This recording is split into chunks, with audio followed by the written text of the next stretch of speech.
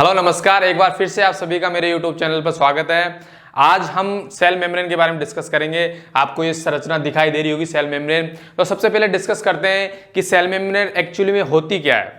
तो आपने जो पिछले लेक्चर्स देखे होंगे उसमें हमने बताया था इंट्रोडक्शन टू सेल, मतलब सेल के कुछ टॉपिक्स के बारे में हमने डिस्कस किया था कि सेल बायोलॉजी में हम कौन कौन से टॉपिक्स डिस्कस करने जा रहे हैं। ठीक है, जब उसके बाद में जो नेक्स्ट लेक्चर हुआ उसमें हमने देखा टू टाइप्स की सेल्स होती हैं बेसिकली।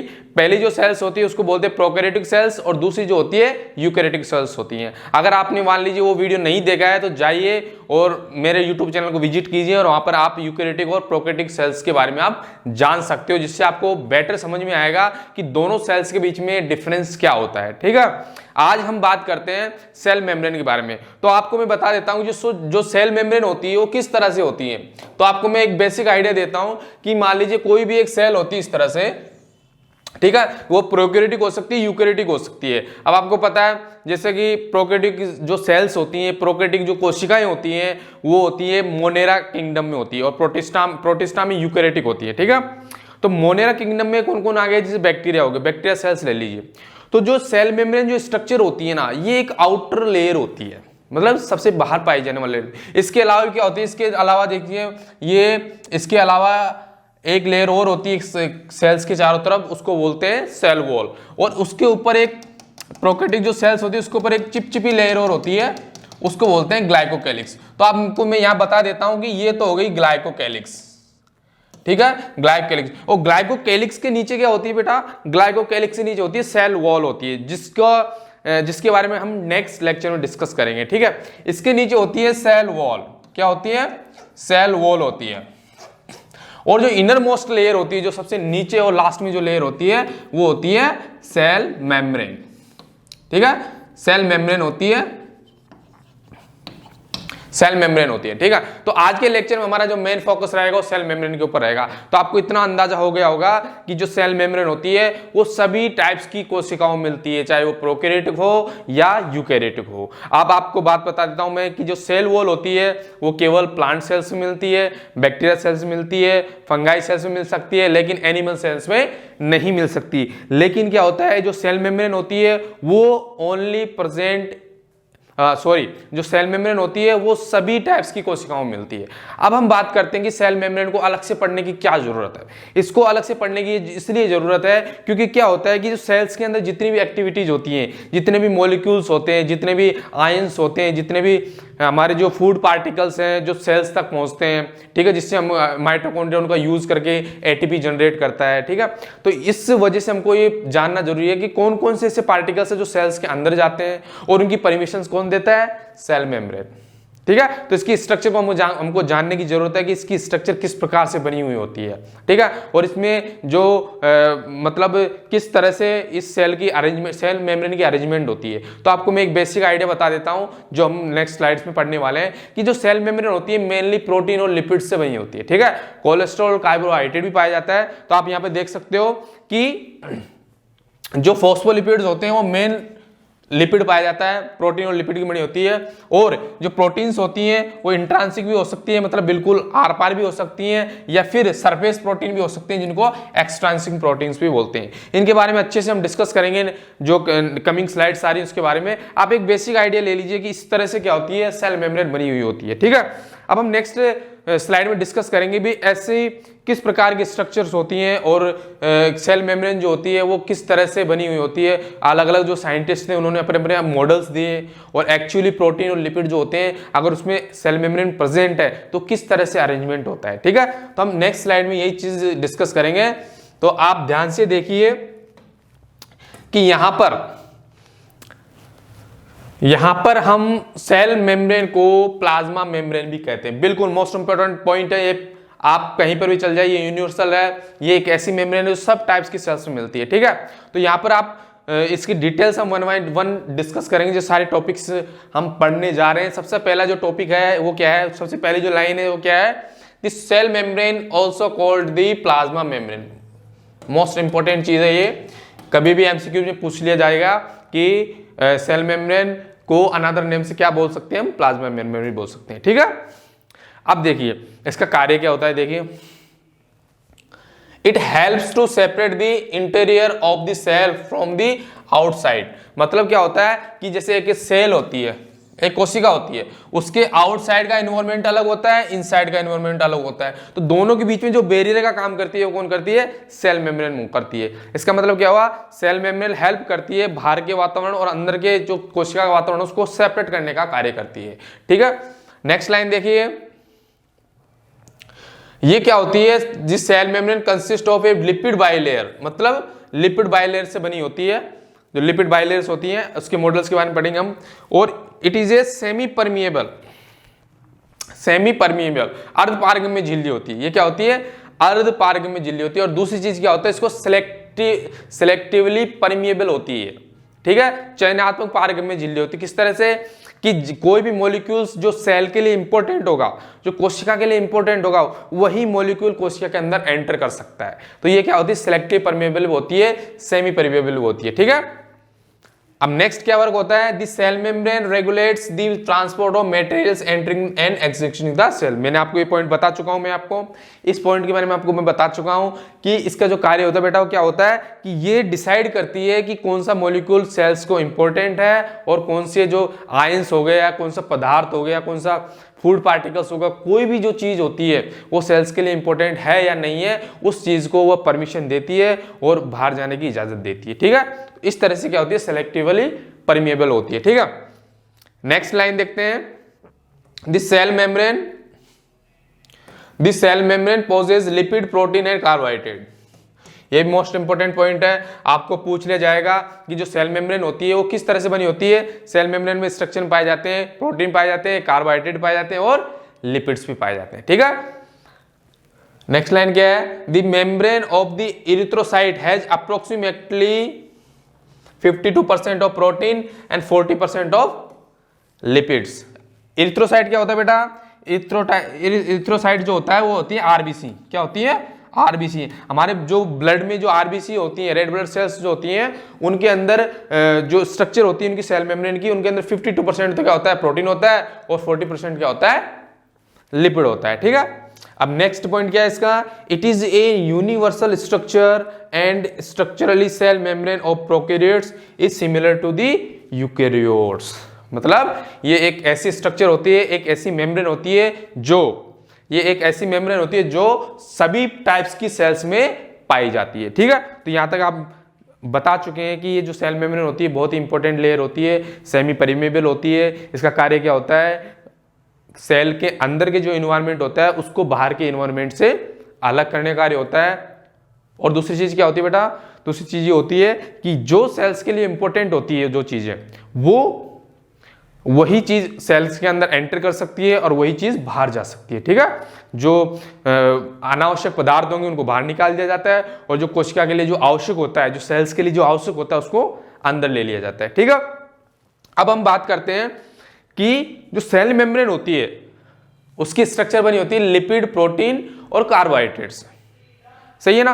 अब बहुत सारे साइंटिस्ट आए जिन्होंने अपने अपने मॉडल्स दिए, उन्होंने बताया कि इनका जो अरेंजमेंट होता है, भाई आपने तो ये तो बता दिया कि भाई लिपिड्स, प्रोटीन और कार्बोहाइड्रेट बनी होती है, लेकिन इनका अरेंजमेंट किस तरह से होता है, किस तरह से सेल मेम्ब्रेन में बनी होती है, किस तरह से अरेंजमेंट होते हैं, उनके वजह से बहुत जो सेल मेम्ब्रेन्स के मॉडल्स दिए थे, अपने मॉडल्स दिए थे जिन्होंने माइक्रोस्कोप से ऑब्जर्व किया और कई जो साइंटिस्ट थे उन्होंने अपना अनुमान लगाया कि इस तरह से प्रोटीन, लिपिड और कार्बोहाइड्रेट अरेंज होते हैं। ठीक है, तो इस वजह से क्या किया उन्होंने? अलग अलग मॉडल्स दिए हैं। तो हम उन मॉडल्स के बारे में चर्चा करते हैं कि वो कौन कौन से ऐसे मॉडल है जो सेल मेम्ब्रेन के स्ट्रक्चर को एक्सप्लेन करते हैं।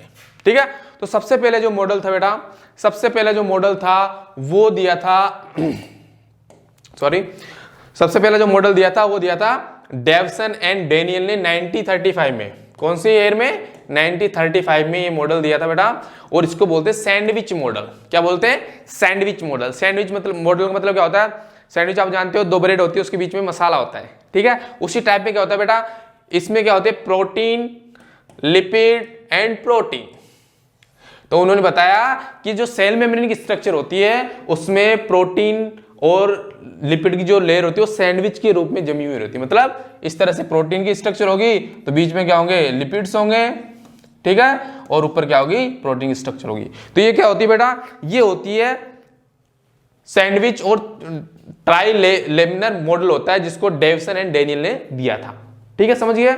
अब बात करते हैं unit membrane model. Unit membrane model दिया था रॉबर्टसन ने। इन्होंने भी यही बताया कि जो प्रोटीन और लिपिड्स होते हैं वो यूनिट्स के रूप में प्रेजेंट होते हैं, प्रोटीन लिपिड। ठीक है, इस तरह से यूनिट मेम्ब्रेन मॉडल दिया था। आपके लिए जो इंपॉर्टेंट चीज है वो ये याद रखनी है कि यूनिट मेम्ब्रेन मॉडल किसने दिया था? रॉबर्टसन ने दिया था। कौन सी ईयर में दिया था? 1959 में दिया था। ठीक है, अब नेक्स्ट जो मॉडल आया था वो कौन सा आया था? Fluid mosaic model by Singer and Nicholson 1972. It is the very most important model which accepted by the all scientists which explained about the cell membrane structure. ठीक है, ये एक ऐसा मॉडल रहा जिसको हमने एक्सेप्ट किया है क्योंकि इसने एग्जैक्टली चीज़ों को बताने की कोशिश की है।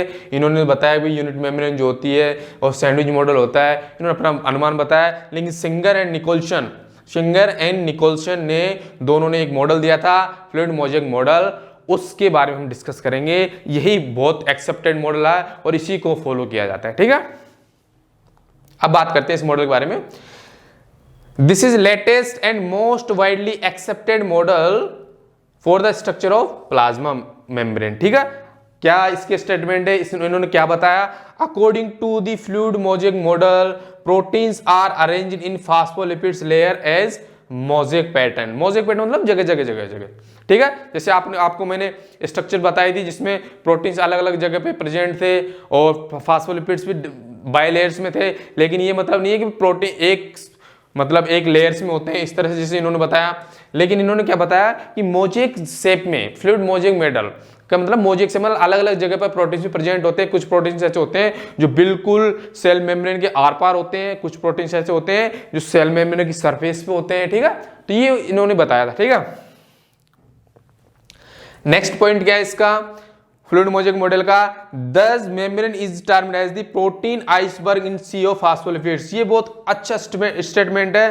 तो most important statement about the fluid mosaic model by the Singer and Nicolson is protein iceberg in a sea of phospholipids. मतलब फॉस्फोलिपिड्स के समुद्र में प्रोटीन्स के जो बर्फ के जो टुकड़े होते हैं वो पड़े रहते हैं। ठीक है, मतलब फॉस्फोलिपिड्स क्या होता है? बहुत बड़ी मतलब बहुत ज्यादा मात्रा में होता है। प्रोटीन्स क्या होते हैं? उसमें पड़े रहते हैं। उसके अलावा उन्होंने क्या यूज किया?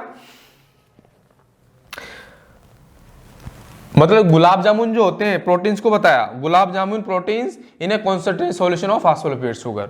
मतलब आप जब देखते हो गुलाब जामुन जो बनाते हैं, जो गुलाब जामुन क्या होते हैं?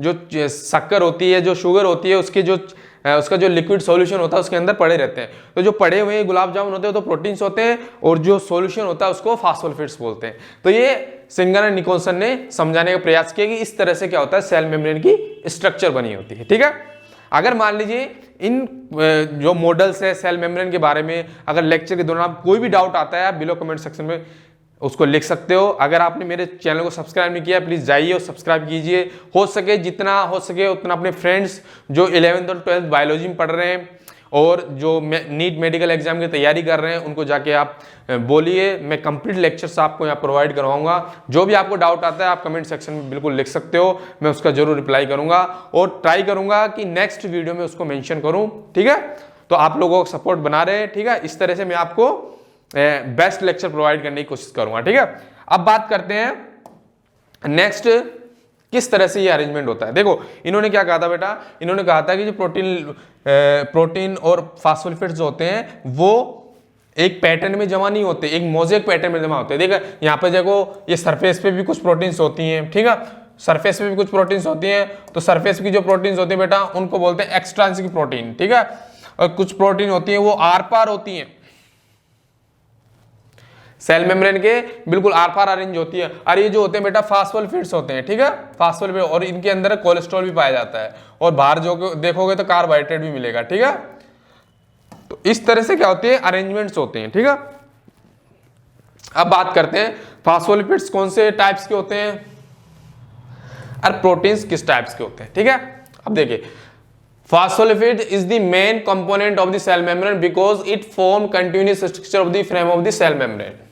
आप नोट्स भी बना सकते हो, इसको लिख सकते हो, या फिर आप इसका स्क्रीनशॉट भी ले सकते हो, ठीक है। तो फास्फोलिपिड क्या होता है, मेन कंपोनेंट होता है, ठीक है, और ये मोस्ट ऑफ जो पार्ट होता है सेल मेम्ब्रेन का फास्फोलिपिड के द्वारा बनाया जा सकता है। देखिए, phospholipid layer provides fluidity to plasma membrane because phospholipids are rich in unsaturated fatty acids are liquid in nature, ठीक है। तो फॉस्फोलिपिड्स की जो नेचर होता है वो वेरी मतलब क्या होता है, फ्लूइड नेचर होता है। उसमें क्या होता है, फ्लूइड नेचर की वजह से क्या होता है बेटा, प्रोटीन्स जो होती है वो मूवमेंट कर सकती है, ठीक है। इसको ही क्या बोलते हैं, फ्लूइडिटी बोलते हैं। क्या बोलते हैं, फ्लूइडिटी। मतलब प्रोटीन क्या होती है, इसमें मूवमेंट कर सकती है। अब क्या होता है, देखिए जैसे सेल मेम्ब्रेन है, यहाँ पर ये बाहर की मतलब क्या होता है कि एक मिनट, मान लीजिए कोई खाद्य पदार्थ है, मतलब फूड मटेरियल है, कोई फूड पार्टिकल है जो यहां पर आ चुका है, ठीक है। अब उसको आना है बिल्कुल अंदर, ठीक है, सेल मेम्ब्रेन के। अगर ये मान लीजिए इंपॉर्टेंट होगा सेल के लिए, तो ये क्या होगी बेटा, ये रोटेट हो जाएगी। क्या हो जाएगी, रोटेट। मतलब ये प्रोटीन जो होगी रोटेट हो जाएगी। क्यों, क्योंकि फास्फोलिपिड जो होता है वो बिल्कुल एक तरह से लिक्विड नेचर में होता है, ठीक है, फ्लूइड नेचर में होता है, जिससे क्या होता है, प्रोटीन आसानी से मूवमेंट कर सकती है। जिससे क्या होगा, ये जो फूड पार्टिकल होगा वो सेल के अंदर आराम से आ जाएगा, ठीक है, और सेल के लिए वह इंपॉर्टेंट होता है, ठीक है। Then the quasi fluid nature of the lipid enable lateral movement of the protein with the over bilayer. This ability to move within the membrane is measured as the fluidity. मतलब क्या होता है, आपको मैंने बताया, protein जो होती है वो सेल मेम्ब्रेन में मूवमेंट कर सकती है, सॉरी फास्फोलिपिड्स की स्ट्रक्चर में मूवमेंट कर सकती है, और इसको क्या कहा जाता है बेटा, फ्लूइडिटी कहा जाता है। नेक्स्ट पॉइंट देखिए, the fluid nature of the membrane is also important for various function like cell growth, formation of the intercellular junction, ठीक है, endocytosis, secretion and cell division. मतलब जो फ्लूइड नेचर होता है सेल मेम्ब्रेन का, वो help करता है सेल को ग्रो करने में, किसी पदार्थ को अंदर लेने में, ठीक है, और एक सेल को दूसरी सेल से आपस में जोड़ने के लिए, और कुछ चीजों की मतलब कुछ वेस्ट मटेरियल होता है उसको बाहर निकालने के लिए, ठीक है। ये चीज क्या होती है, उसको जो फ्लूइड नेचर होता है सेल मेम्ब्रेन का वो हेल्प करता है, ठीक है। अब बात करते हैं कोलेस्ट्रॉल जो होता है, मतलब कोलेस्ट्रॉल भी प्रेजेंट होता है प्लाज्मा मेम्ब्रेन में। Cholesterol are more rigid than the phospholipid, मतलब इनकी तुलना में ज्यादा थोड़े कठोर होते हैं, हार्ड होते हैं, और ये क्या करते हैं बेटा, स्टेबिलिटी प्रदान करते हैं प्लाज्मा मेम्ब्रेन स्ट्रक्चर को। मतलब कोलेस्ट्रॉल जो प्रेजेंट होते हैं, ये जो क्या होते हैं बेटा, ये कोलेस्ट्रॉल है, ठीक है। ये जो कोलेस्ट्रॉल है वो इसके स्ट्रक्चर में प्रेजेंट होते हैं, ठीक है। ये क्या करते हैं, इसकी जो सेल मेम्ब्रेन की स्ट्रक्चर होती है उसको स्टेबिलिटी प्रदान करते हैं, ठीक है, स्टेबिलिटी, ओके। अब बात करते हैं प्रोटीन। प्रोटीन क्या होता है, टू टाइप्स के होते हैं, ठीक है, on the basis of extraction. अब देख कुछ प्रोटीन्स होते हैं वो बिल्कुल इंटीग्रल होते हैं, इंट्रांसिक प्रोटीन होते हैं। इंट्रांसिक प्रोटीन क्या होता है, बिल्कुल आर पार, मतलब उनकी जो स्ट्रक्चर होती है वो सेल मेम्ब्रेन की बिल्कुल आर पार चली जाती है, वो होते हैं इंट्रांसिक प्रोटीन। और कुछ ऐसे होते हैं जो सरफेस पे रहते हैं, उनको बोलते हैं पेरिफेरल या एक्सट्रांसिक प्रोटीन, ठीक है। तो ये क्या था, एक सेल मेम्ब्रेन के बारे में पूरा एक कंप्लीट डिटेल लेक्चर था। उसके बारे में हमने आपको बता दिया कौन कौन से मॉडल्स हैं और किस तरह से प्रोटीन और फास्फोलिपिड्स अरेंज होते हैं, ठीक है। और मेनली जो पाए जाते हैं, मेनली सेल मेम्ब्रेन में क्या क्या पाए जाते हैं, फॉस्फोलिपिड पाई जाती है, प्रोटीन पाई जाती है, और कार्बोहाइड्रेट पाई जाती है, और कोलेस्ट्रॉल भी पाए जाते हैं। उनकी पोजीशन भी आपको पता चल गई होगी, ठीक है। तो आज के लेक्चर में हम इतनी बात करेंगे, और नेक्स्ट लेक्चर में हम बात करेंगे सेल वॉल के बारे में डिस्कस करेंगे। अगर आपको कोई डाउट होता है तो प्लीज आप बिलो कमेंट सेक्शन में लिख सकते हैं, मैं आपको जरूर उसका रिप्लाई दूंगा। आज के लिए इतना ही, मिलते हैं नेक्स्ट वीडियो में। Thank you.